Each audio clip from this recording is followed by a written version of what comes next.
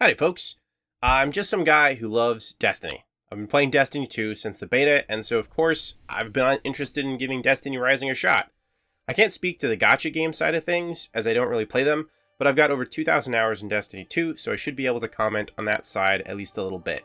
This video is just a chance for me to discuss it from my perspective, and I hope it's helpful to any other Destiny 2 fans trying to figure out if the game is for them. Just to be clear, where I'm coming from, I'd like to note that I didn't really have a chance to play Destiny Rising in beta, so launch day today was my first time taking it out for a spin. I've gotten around 5 hours of playing so far, and I was generally enjoying myself. Why I stopped at 5 hours, despite having fun, that's something we're going to have to go over in a little bit. But before we get to the negative stuff, let's talk positives. This is Destiny. It looks like Destiny, feels like Destiny, plays like Destiny. Kinda. Mostly. More than not. Look, it's not a perfect recreation, but for a game intended to run on foams, it does a decent job of replicating Destiny's core vibes. And for what it's worth, I don't think that's an easy thing to do. Destiny's universe and setting are incredibly deep and interesting, the gunplay and overall game feel remain top of the line within its genre, and it's always had great production values despite being a live game. But this is also where things start getting kind of confusing for me personally. See, Destiny Rising is made by NetEase, a Chinese company. And Destiny Rising feels a little bit more anime than Destiny 2 does. And full disclosure, I don't really like anime. It's no judgment, it's just not for me. But when Destiny's vibes get pushed really far in a specific direction that's not in kind of those original core vibes, I can't help but notice. And I think a lot of Destiny 2 veterans would notice too.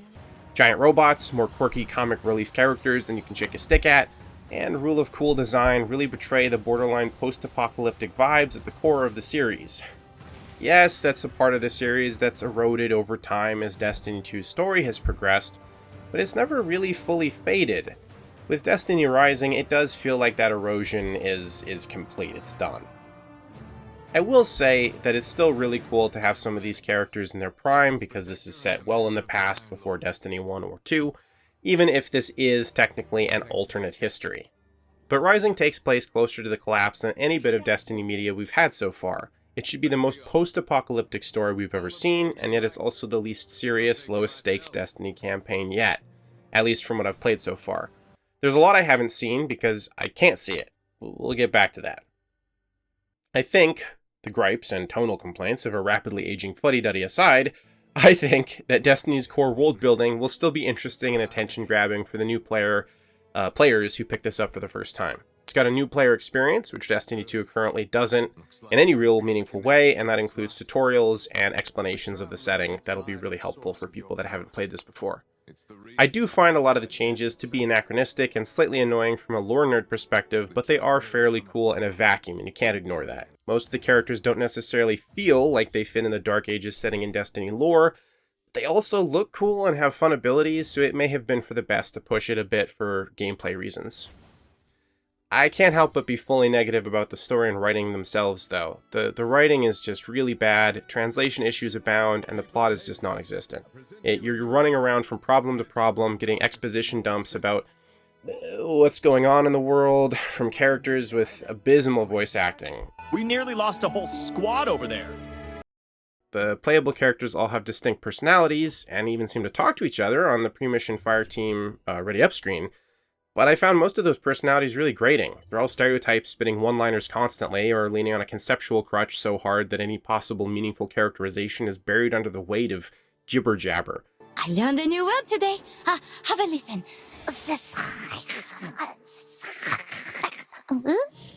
La da da da da, da da da da da da.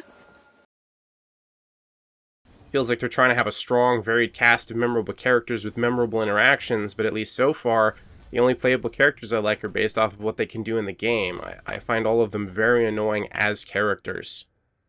All that aside, the core gameplay is very Destiny. Go in, shoot the bad guys, cast some abilities, and your numbers go up. Some changes have been made to fit into the mobile format, but the majority of them work just fine. It's not my favorite thing in the world to have 2 weapons from predetermined archetypes on each character, but it's perfectly fun to just pick a character and dive in, blasting away. Plus, the hyper-specific characterizations really seem to have allowed them to go wild with the ability design. They even have an Arc Super for a Warlock-esque character that I've wanted in Destiny 2 proper for months. Overall, I think the abilities really do feel great and have so far been a highlight for me for sure, so I don't mean to be overly negative on these points. It's just kind of some good and some bad, you know? I'll also say, and I know this is, getting really nitpicky with a mobile game, that the core gunplay isn't as tight. Some of that is by design. Destiny Rising has a tremendous amount of auto-aim. I had to turn it down a bit as I'm playing it with a controller or mouse and keyboard, and it was just throwing me off. But that also means it should still be very playable on a touchscreen-only mobile setup, which is great. Accessibility is one of the biggest benefits of a release like this. I'm just not playing it from that perspective, so it's a good thing, it just doesn't help me personally. On that note, the gun variety does seem solid, it's just that the sound design and animations aren't up to the same level of quality as Destiny 2. That's not really surprising, and it's probably not even fair. It just took a little getting used to. I've been playing Destiny 2 for years, so it was always going to be jarring, and I'm guessing it's going to be jarring for most Destiny 2 players. Everybody else should be fine. And hey, for the third-person shooter fans out there, Destiny Rising is fully playable that way, in third person. I generally opted not to, because that's not my preference, but it works well, and it's a great option if you want it. You can instantly swap camera angles whenever, though that does bring to mind that the screen tends towards being heavily overcluttered with buttons and gadgets and settings and whatnot. It's another casualty of it being a mobile game. It's not unplayable, but it can occasionally be unpleasant to have such just clutter on screen all the time. The menus can also be a huge mess. I know they have to cram an awful lot of information down onto your phone screen, but I've been downright lost more times than I can count already. Everything is hidden underneath multiple sub-menus, nothing is where I expect it to be, and there's loads of obfuscation as to what does what, where stuff is, and how to get things done. I know sometimes mobile games will do stuff like that to try and encourage spending through bizarre psychological tactics, but here it mostly just feels like they're struggling to fit everything onto a potentially really small screen. Before we jump into the monetization and free-to-play aspects of the game, I did want to touch very briefly on activity variety. It's very solid, there's lots of stuff to do, and even more I haven't unlocked. None of the modes really blew me away or made me immediately think that I was going to be playing that mode and nothing else for months on end, but there's plenty to do and it's fun to do, so that's, really no complaints there. I've had a decent amount of time playing with other people, even in kind of the tutorial-y campaign section I'm in so far, and the matchmaking seems to work well. So, great. The load times, on the other hand, they're a little rough. It's not that they're long, it's just that there's so many of them. Again, mobile game. You're constantly switching areas, loading something new, switching areas again. The load times are quick, but it's just not quick enough to save this from being kind of annoying.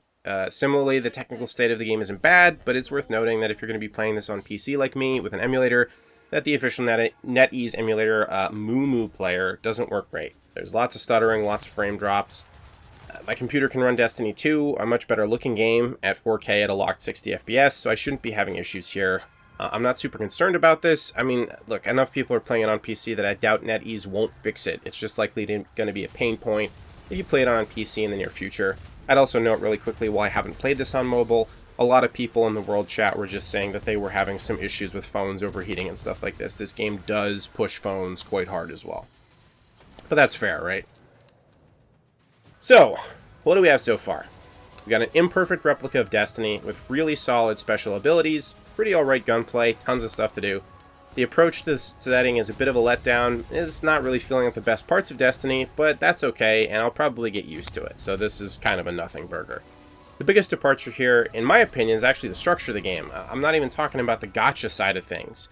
No, it's that Destiny Rising is a hero shooter. Characters with very specific and fairly simple sets of abilities, limited customization, and specific weapon archetypes that you utilize to clear threats and support the team. That's the game. Loot is relatively minimal compared to Destiny or even most RPGs, with it coming primarily in the form of numbers go up. You get stronger rather than actually getting new gear. New gear does exist, don't get me wrong, and there are some slight ways you can customize characters, so maybe the customization will really show up in a bigger way farther down the road.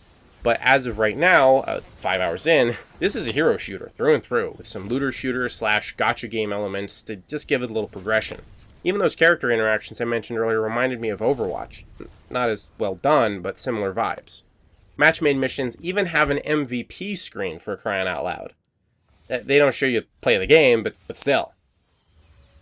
Whether or not you, the proverbial Destiny 2 fan I'm talking to, actually likes this or not, that's going to be very subjective.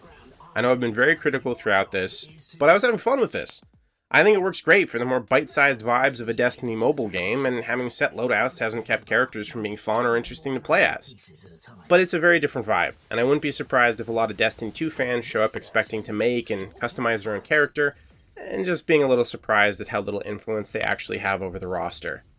But hey, I think every objection I've had so far is either something that I bet they'll fix in a patch, or is something that's actually fairly easy to overlook.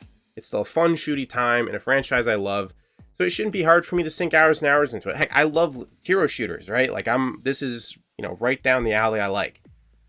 Except that I can't. Literally. I stopped playing after around 5 hours today because they told me I had to. I couldn't progress anymore. You have completed the number of quests for today. Come back tomorrow. Except these quests weren't just for loot and gear and whatnot. It was literally the only way to keep progressing the campaign. Destiny 2 players have been fighting against the developers over at Bungie for years over time-gated content, where half the content doesn't actually release for weeks or months. It's not great, and nobody likes it, and Destiny Rising has that, but at a basic progression, time-graded down to the day. It's brutal.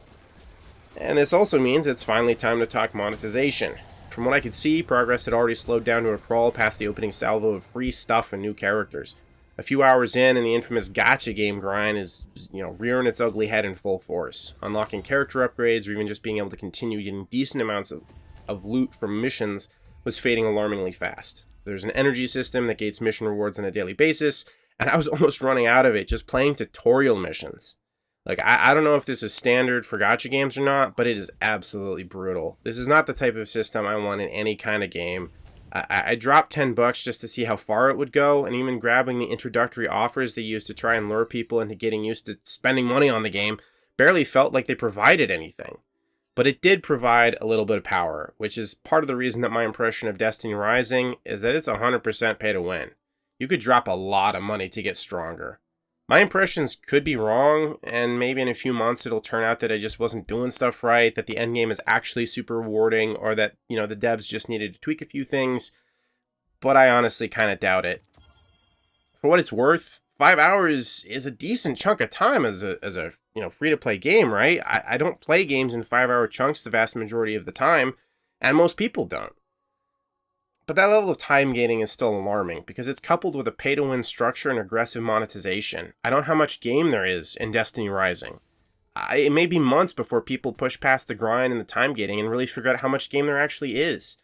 But I do know they want you to spend a lot more than $10 on the game right now without having a clear picture of what you're actually spending that money on.